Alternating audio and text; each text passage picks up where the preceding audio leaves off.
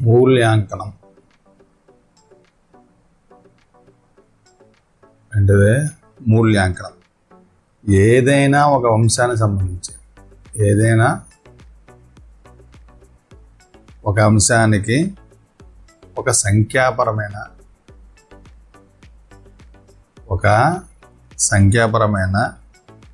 విలువను ఆపాదిస్తే అదేమవుతుంది? మాపనం అవుతుంది. ఒక అంశానికి గల పరిమాణం ఒక అంశానికి గల పరిమాణం మాపనం. అయితే విద్యా ప్రక్రియలో ఏంటంటే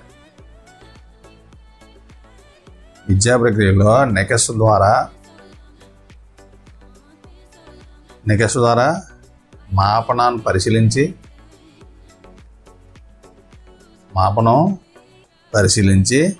నిర్దిష్టమైన వివేకవంతమైన తీర్పుతో విలువ కడితే దాన్ని ఏమంటారు? మూల్యాంకనం అంటారు.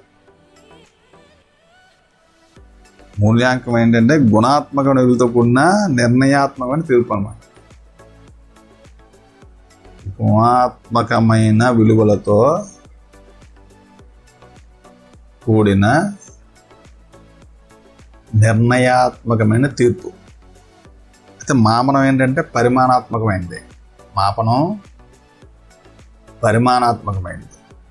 మూల్యాంకనం ఏంటంటే గుణాత్మకమైనది.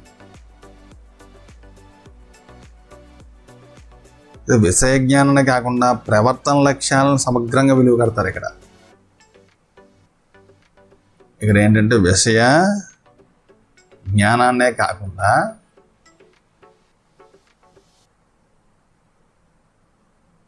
ప్రవర్తన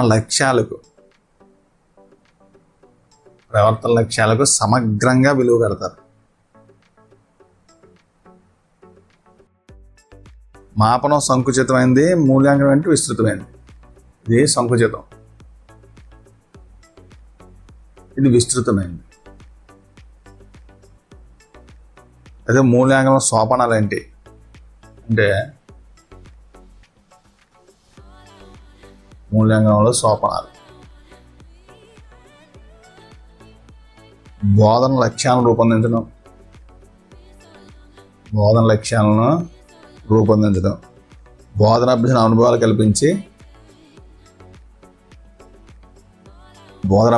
కల్పించి లక్ష్యాన్ని సాధించడం. మూల్యాంకన సాధనాలతో లక్ష్య సాధనలు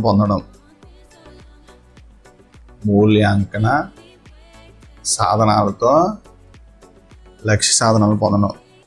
విశ్లేషణ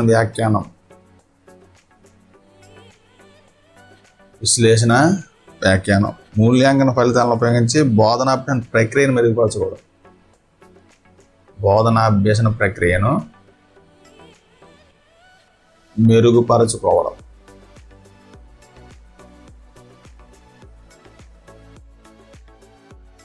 మూల్యాంకనం రకాలేంటి? మూల్యాంకనంలో రకాలు. స్థాన నిర్దేశిత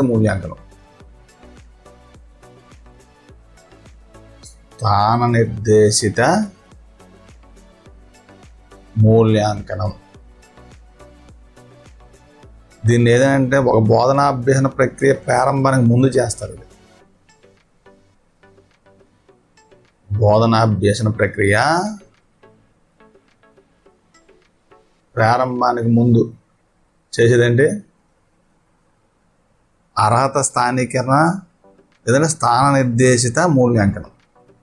విద్యార్థుల బోధనాభ్యసన ప్రక్రియ ప్రారంభానికి ముందు చేస్తారు. విద్యార్థుల జ్ఞాన నైపుణ్య లక్షణాలను అంచనా వేసి విద్యార్థుల యొక్క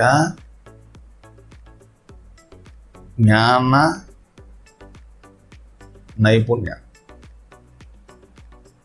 లక్షణాలను అంచనా వేసి వారి స్థానాన్ని నిర్ణయిస్తారు అన్నమాట.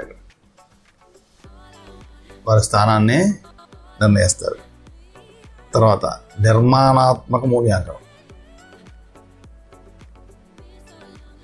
నిర్మాణాత్మక మూల్యాంకనం, లేదంటే రూపాత్మక మూల్యాంకనం.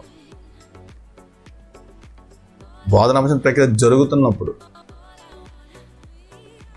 బోధనాభ్యాసన ప్రక్రియ జరుగుతున్నప్పుడు నిర్మాణాత్మక మూల్యాంకనం జరుగుతుంది.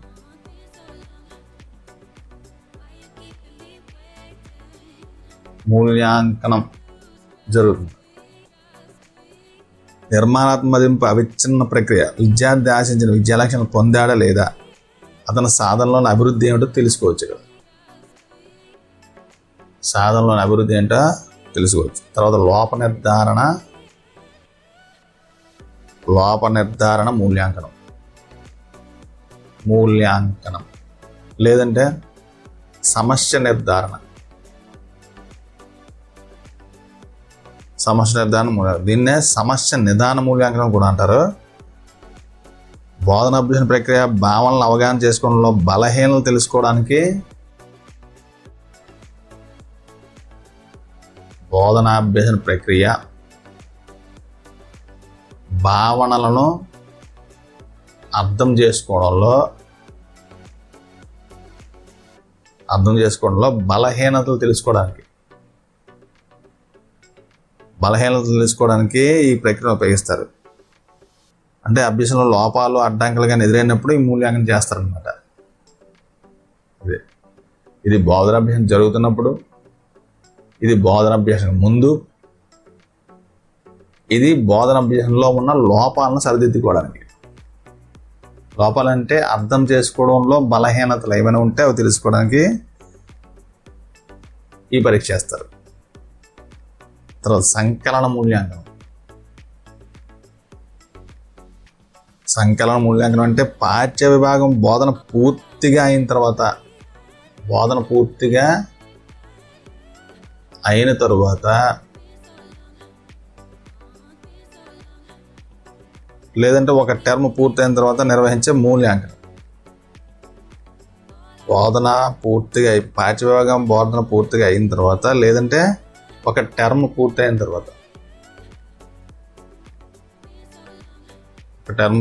తర్వాత నిర్వహించే మూల్యాంకనం.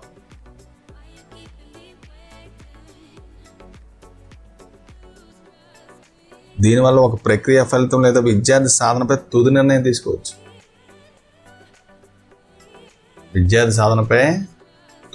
తీసుకోవచ్చు. తర్వాత అంతర్గత బహిర్గత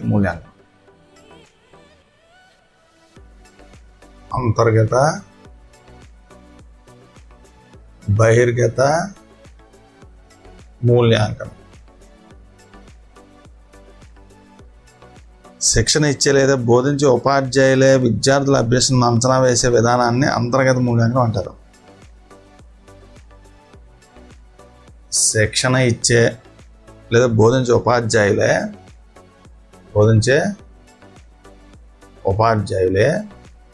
విద్యార్థుల అభ్యాసాన్ని అంచనా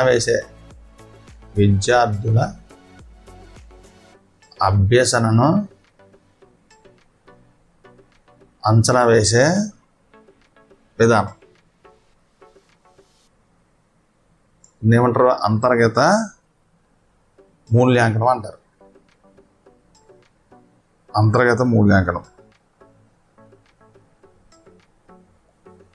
అలా కాకుండా ఇతర బోధకులు లేదంటే పాఠ్య విషయ నిపుణులు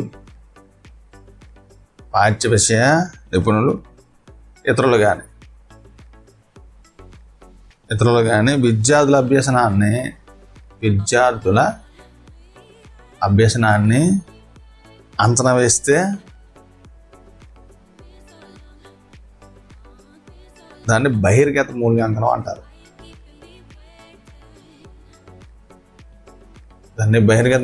అంటారు. తర్వాత స్వీయ మూల్యాంకనం.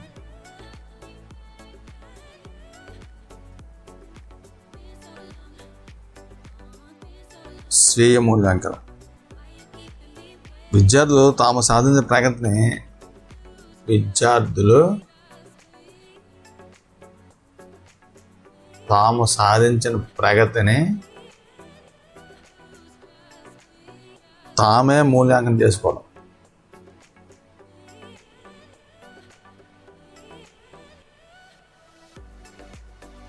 దీన్ని ఏమంటారు? స్వీయ మూల్యాంకనం అంటారు. అలాగే ఇతరులు కూడా మూల్యాంకనం చేస్తారన్నమాట. తర్వాత నిరంతర సమగ్ర మూల్యాంకనం. శారీరక, మానసిక, సాంఘిక, ఉద్వేగ వికాసాలన్నింటినీ ఎప్పటికప్పుడు నిరంతరం సమగ్రంగా మూల్యాంకనం చేయడం. దీన్ని ఏమంటారు? నిరంతర సమగ్ర మూల్యాంకనం అంటారు. అయితే మూల్యాంకన సాధనాలు ఏంటి?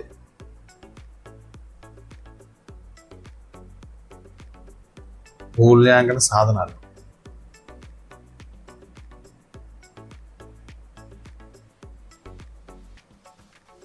మనం మూల్యాంకన సాధనాలని 3 రకాలు చెప్పవచ్చు. ఒకటి సాధన పరీక్షలు, సాధన పరీక్షలు. 2 గుణాత్మక విధానాలు, గుణాత్మక విధానాలు. 3 స్వీయ వివరణ సాధనాలు, స్వీయ వివరణ సాధనాలు. సాధన పరీక్షలు ఏంటి చూద్దాం.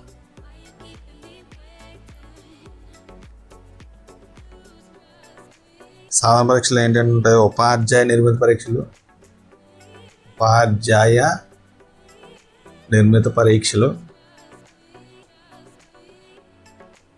తర్వాత ప్రామాణీకృత పరీక్షలు, ప్రామాణీకృత పరీక్షలు. లేదా ప్రజ్ఞ లేదా అభిరుచి పరీక్షలు, ప్రజ్ఞ లేదా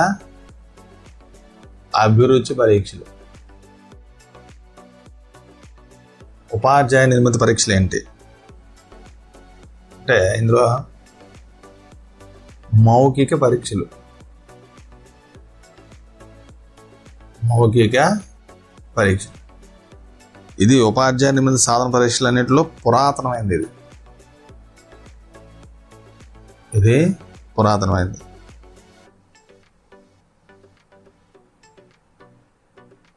వైభవ రూపంలో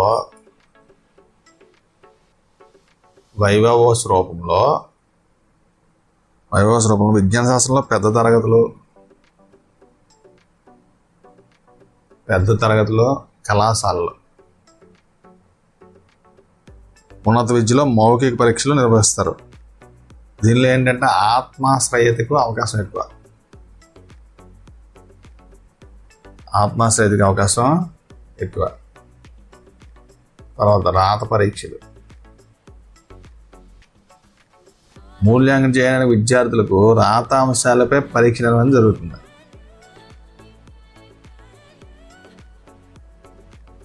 రాత అంశాలపై పరీక్ష నిర్వహించడం జరుగుతుంది.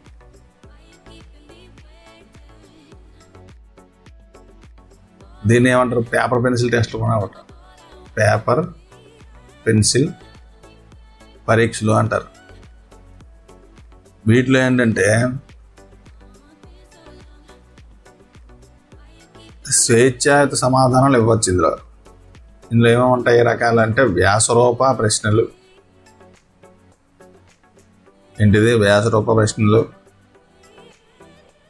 తర్వాత సంక్షిప్త సమాధాన ప్రశ్నలు, సంక్షిప్త సమాధాన ప్రశ్నలు. విషయతంత్ర ప్రశ్నలు లేదంటే లక్ష్యాత్మకత ప్రశ్నలు అంటారు. లక్ష్యాత్మకత ప్రశ్నలు. తర్వాత బహుళైచ్ఛిక ప్రశ్నలు. తర్వాత జతపరిచే ప్రశ్నలు, జతపరిచే ప్రశ్నలు. తర్వాత వర్గీకరణ ప్రశ్నలు, వర్గీకరణ ప్రశ్నలు. తర్వాత సాదృశ్య ప్రశ్నలు.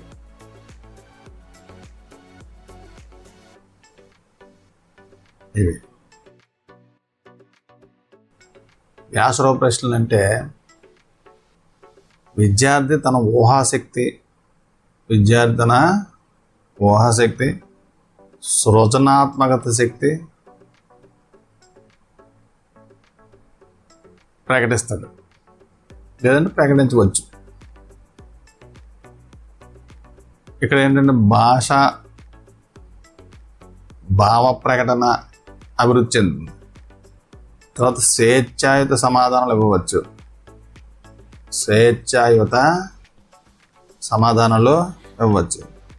తర్వాత గణన లక్ష్యాత్మకంగా ఉండదు.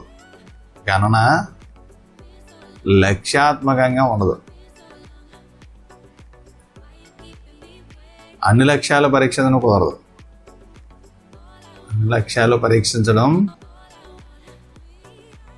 కుదరదు.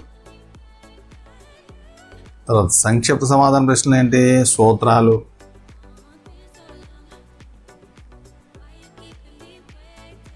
సూత్రాలు, నియమాలు, భావనలు,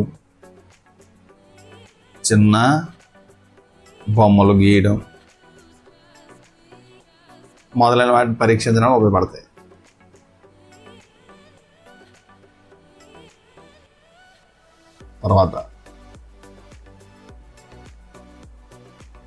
తర్వాత విషయతంత్ర పరీక్షలు,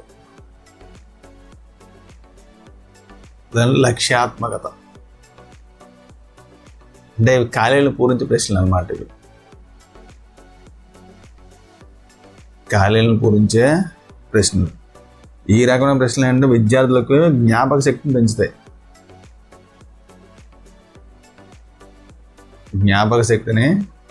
పెంచుతాయి. తర్వాత మొదట ఖాళీని ఉంచి పూరించమని ప్రశ్నించకూడదు. ఇందులో మొదట ఖాళీని ఉంచకూడదు. అది ప్రతి ప్రశ్నలో కూడా ఒక ఖాళీ మాత్రమే ఉండాలి. వాక్యం చివరిలో సాధ్యమైనందుకు ఖాళీ ఉండరాదు. వాక్యం చివరిలో మళ్ళీ ఖాళీ ఉండకూడదు.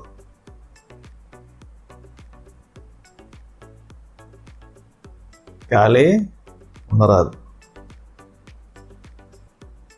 తర్వాత బహుళైచ్ఛిక ప్రశ్నలు.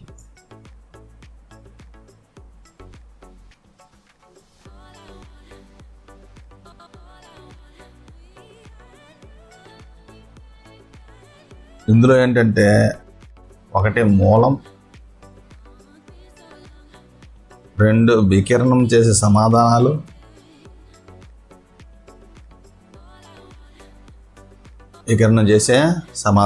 3 సరైన ప్రతిస్పందన.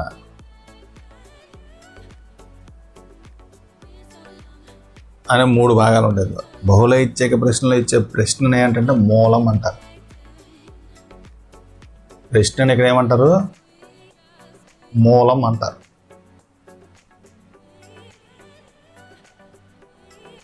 విద్యార్థిని సందిగ్ధంలో పెట్టే ఇతర సమాధానాలు ఏమంటారంటే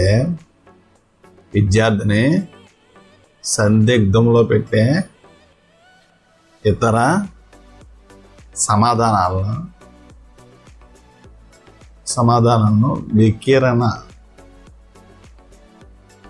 వికిరణ సమాధానాలు అంటారు.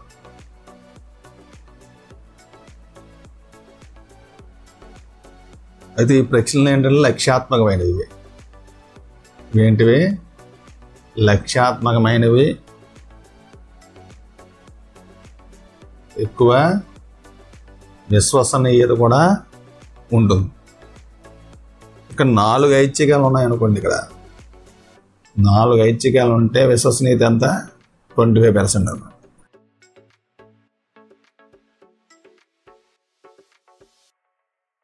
తర్వాత జతపరిచే ప్రశ్నలు.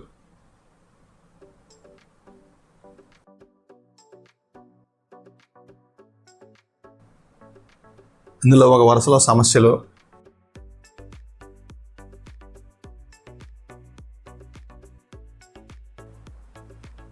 రెండో వరుసలో సమాధానాలు ఇస్తారు. రెండు ప్రశ్నల కంటే జవాబులు ఎక్కువ ఉండాలి. విశ్వసనీయత, సప్రమాణత రెండు ఉంటాయి దీనికి. విశ్వసనీయత, సప్రమాణత రెండు ఉంటాయి. తర్వాత వర్గీకరణ ప్రశ్నలు.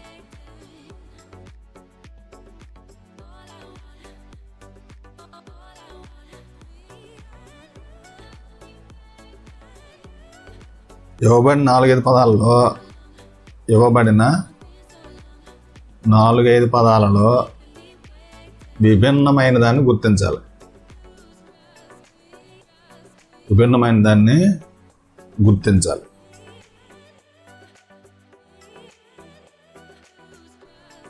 సాదృశ్య ప్రశ్నలు. సాదృశ్య ప్రశ్నలు ఇప్పుడు ఏంటంటే మొదటి జతలో సంబంధం ఇస్తారు, అది పరిశీలించి రెండవ జతలో సంబంధం కూర్చాలి. తార్కిక శక్తి పెరుగుతుంది ఇక్కడ. ఏంటి తార్కిక శక్తి పెరుగుతుంది. ఎగ్జాంపుల్ ఏంటంటే ఇప్పుడు నిరోధం ఉంది, దానికి ఓం అని రాస్తారు. ఇక్కడ డాష్ ఇచ్చి డెసిబెల్ అని రాసేయడానికి, అప్పుడు ఇక్కడ ఖాళీ పూరించాలన్నమాట. అలాగా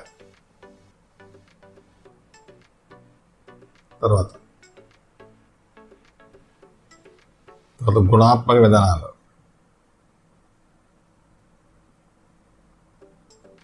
గుణాత్మక విధానాలు ఇందులో ఏంటంటే నిర్ధారణ మాపనలు.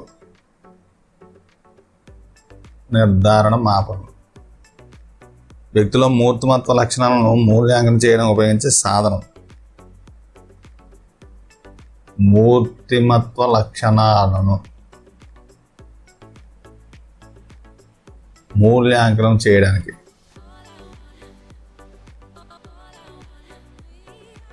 నిర్ధారణ మాపనలో వాడతారు. ఇక్కడ ఏంటంటే నిజాయితీ, చొరవ, సమైక్యత, శ్రమించడం, నాయకత్వం, పట్టుదల, ఆత్మవిశ్వాసం, సహకారత్వం, ఉద్వేగశీలత్వం మొదలైన మూర్తిమత్వ లక్షణాంశాలపై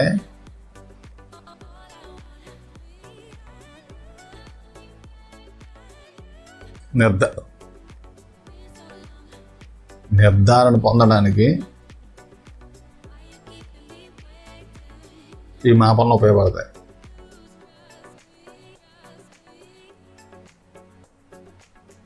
తర్వాత చెక్ లిస్ట్.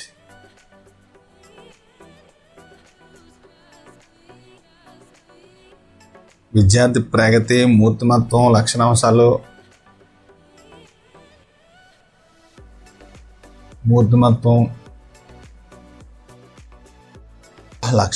ప్రవర్తనాంశాలు అంచనా వేయడానికి బోధన సూచికలను ఉపయోగించవచ్చు.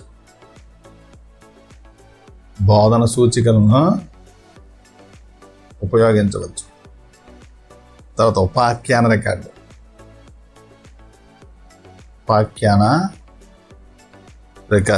లేదంటే సంఘటన రచనా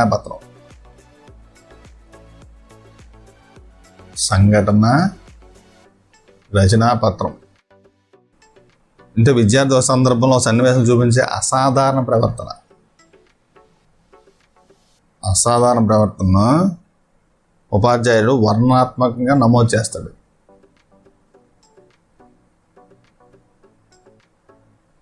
నమోదు చేసే ఒక పత్రం అన్నమాట ఇది. సంఘటన రచన పత్రం ఇది. తర్వాత సంచిత పత్రావళి.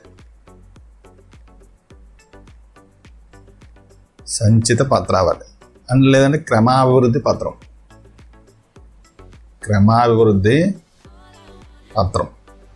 ఒక విద్యార్థి సమగ్రమైన పాఠశాల చరిత్రను అందిస్తుంది. ఒక విద్యార్థి యొక్క సమగ్రమైన పాఠశాల చరిత్రను అందిస్తుంది.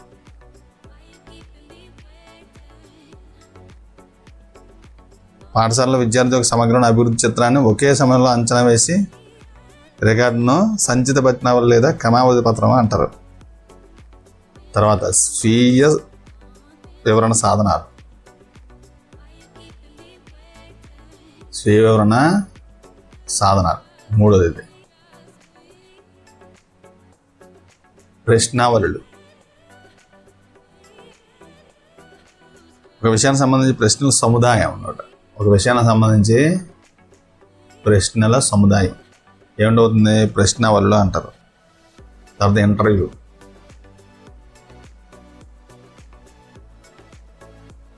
ఇంటర్వ్యూ నిర్వహించడానికి ఏంటి? విద్యార్థి, పరీక్షకుడు, తర్వాత ఇంటర్వ్యూ పద్ధతి.